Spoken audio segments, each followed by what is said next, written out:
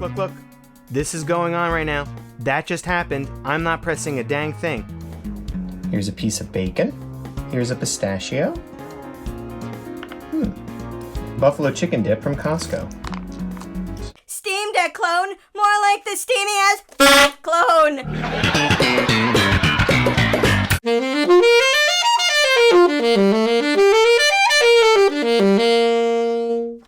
Hey everyone, welcome to Retro Handhelds. If you're new to the channel, make sure you hit like and you subscribe. If you missed it before, I just did a 1-month ownership reaction to the RG Cube. Go ahead and check that out right over here.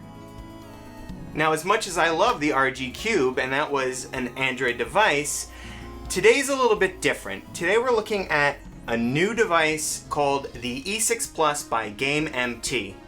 GameMT? More like GameMT promises. And this is kind of being like a Steam Deck clone. It's very far from the Steam Deck, but there are some things that I really like about this device, and there are some things that I don't really like. I'd also like to let you know that this is a review unit. I paid $0 for it, and all opinions and thoughts are my own. Now, to look at this device, there are a couple of ergonomic things that I'm going to probably really praise about it.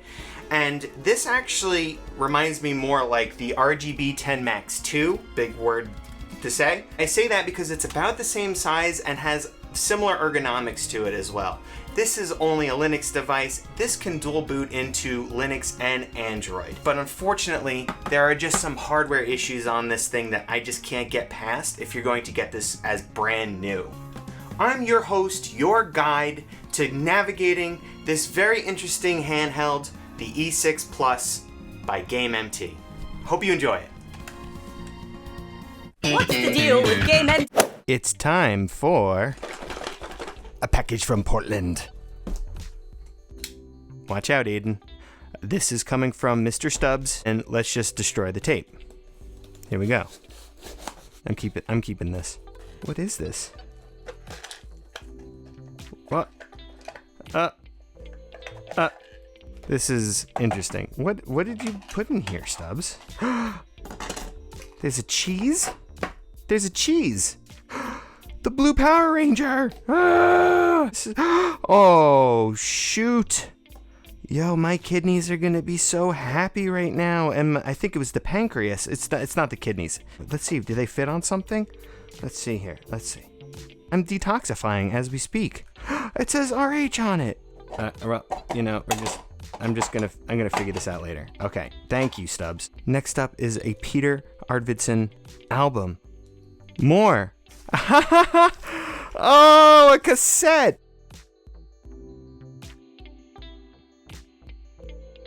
This is gonna go over here now.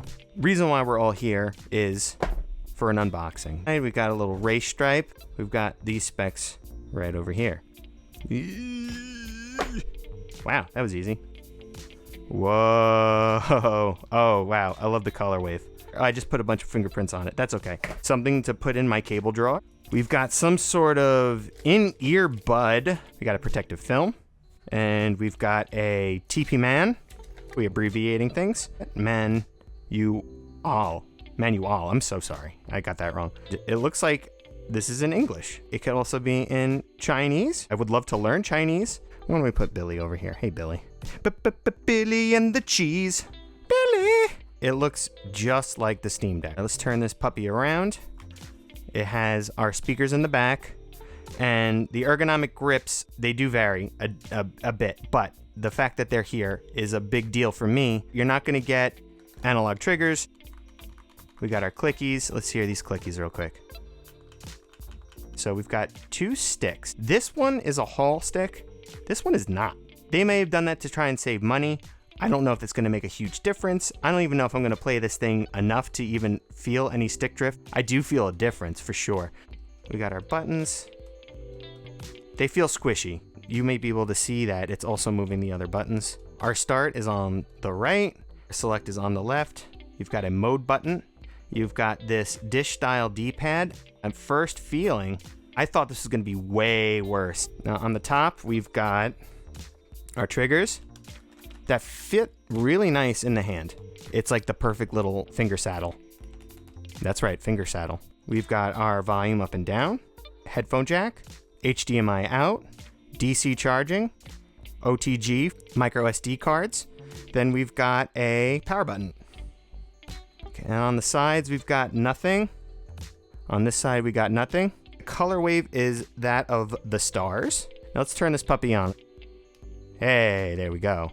We got these lights. I mean, I love lights. Whoa, its thing is like doing like a little thing. It's doing a little light switch rave right now. The system is down. That's a ton of light bleed. And here we are. We're rocking an emulation station front end. Emulect? More like Emulect me a better operating system. Let's see if I can even play this thing with the D-pad. Hey, made it into first place. That's pretty good. I'm just trying to swerve around and see if I can get a feel for this thing. All right, let's see. Let's get out of here. Did the mode just pause and then also want to get me out? Look. I'm trying to go this way and it's stuck. It's stuck. Oh, there we go. Oh, nice. Thank you. I'm trying to go this way. Look. I'm all the way to the left and he's still going forward. That's ridiculous. Just using this joystick is so much more pleasurable. I want to like the D-pad. It might be able to be something that you can mod and fix, but there's other things that you can buy that's not going to need modding like this. The screen is nice for DS. Check for false diagonals here. And I'm getting quite a bit. Oh, the analog stick is not mapped, which means I'm stuck with this poopy D-pad. Oh, it is so poop. Oh, there you are. Okay. Can I kill you? Here I go now. Oh, I got some health. Oh, it didn't help me now, and I did it. Let's try some PSP. They only gave me one PSP game. If you have suggestions of PSP games that I should really try, please let me know in the comments. Ooh, I'm getting some stuttering already. Oop, stutter again.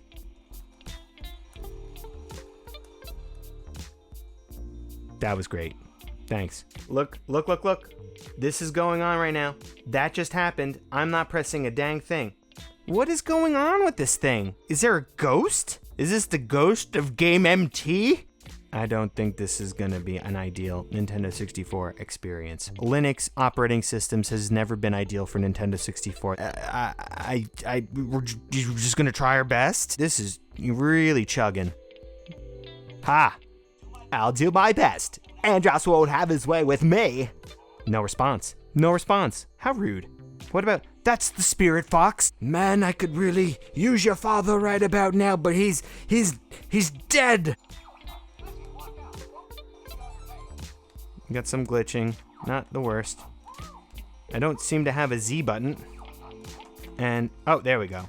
Oh, whoa. My L2 is faulty. It's not good. I have to push it down with force. So that's a big hardware issue. All right, I guess I'm playing Tomb Raider. Oh, it looks like there's already a save slot in here. Yeah, there's a save slot, and it comes right in glitching. Now, I've adjusted these settings to be at best performance, and I did one run-ahead frame, and it made no difference. And now we're going to look at the Android side, and man, this build leaves a lot to be desired. If you do click the Google Play Store, you get this device isn't protected. So you can't do much with the Google Play Store. I was able to download MuPen Plus FZ, and I was able to get the nightly build of RetroArch on here. I tried the stable build. The stable build wouldn't register my A button for whatever reason, so we tried the nightly build and that fixed it. You really get like the bare bones basic Android app. I've been actually really enjoying navigating this touchscreen. The Android is going to work a lot better than the Linux side. No, the D-pad is still not perfect. I'm enjoying this a lot better. Again, I like to usually play this on fast forward, and I set my menu button as the hotkey enable, which has been a lot better than what the Linux side has been doing. So now we can do fast forward, no problem. We can destroy this Pidgey. I'm pressing all the way to the left and he's not even budging. If I kind of wiggle it a little bit, I can think of one thing that this D-pad could probably do. Here's a piece of bacon. Here's a pistachio. Buffalo chicken dip from Costco. Let's see if we can just, oh, we could probably get those in there nice. Yeah, there you go. All right, that's good. So here we have Dreamcast. As you can see, we've got 12 FPS, but this isn't playable. But are you discouraged? Yes, you should be. Let's take a look at Nintendo 64. So here you have Nintendo 64. Got big black bars on the side because this is a 4:3 native aspect ratio. But everything seems to be working pretty well. A little stuttering right there. And so I always like to come over here to check to see if this thing's gonna glitch out. And it does glitch out, but it's actually not as bad as I've seen it on other devices. And the best thing about Nintendo 64 is that most games don't use the D-pad, and this D-pad is awful. I am really interested to see if this thing's gonna run on the Android side. And it's already, yeah, it's starting. And we were doing so good. Let's give it a little while to see if these shaders will load. I can just tell by the music and the tempo is way too slow. It is smooth slow though. I mean, it should be. And right now we've got. This isn't a good look. I'd like to see if F-Zero X works on this thing. Trudging. Already trudging. Well, gameplay is good. The menus are bad. But this is playing pretty well. This is passable, at least. I am experiencing some slowdown, but it is pretty playable. The more I play this, the more the L2 is like just sounding like crap. Now, for our audio test, the speakers are in the back. I actually tend to think that these speakers sound pretty good.